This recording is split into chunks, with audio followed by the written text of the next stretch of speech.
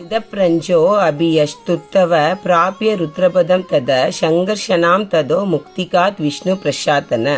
ஊர்த்தவன் என்ற ஞானி முதலில் ருத்ர பதவி பெற்றான், பின்னர் சங்கர்ஷனானாக பதவி பெற்றான், அதன் பின்னர் விஷ்ணுவின் கருணை மூலம் முக்தி அடைந்தான் என்பதாகும். மேலும் நாரதீய புராணம் மகாதேவ பரே ஜன்மஸ்தவ முக்தி நிற்புருதே, மகாதேவா நீ அடுத்த பிறவில் முக்தி அடைவாய் என்று கூறியது. ஆனால் ஞானி என்பவன் எத்தனை பிறவி எடுத்தாலும் மோட்சம் பெறுவது உறுதியே. இதனை சாந்தோக்கிய உபனிஷத் தஷ்ய தவோதேவஸ்ரம் அவனுக்கு தாமதமாகும். சாந்தோஷ்ய உபனிஷத் யத் சதன அர்ஷித மேவஷி சம்பவதி இவனுடைய ஈம கடன்களை செய்யாமல் விட்டாலும் இவனுக்கு மோட்சம் கிட்டும் என்றும் உள்ளது. ஞானி என்பவன் காய வியூகத்தில் இறங்க வேண்டிய அவசியம் இல்லை. சாந்தோக்கிய உபனிஷத் தத்யதேஷு கதூலம் நெருப்பிலிட்ட பஞ்சு போல் அந்த கர்ம பலன்கள் நீங்கிவிடும் என்றும், தத்யதா புஷ்கர பலச தாமரை இலையில் நீர் ஒட்டாதது போன்று என்றும் ஸ்ரீமத் பகவத்கீதை ஞானாக்னி சர்வ கர்மாணி கர்ம பலன்கள் அனைத்தையும்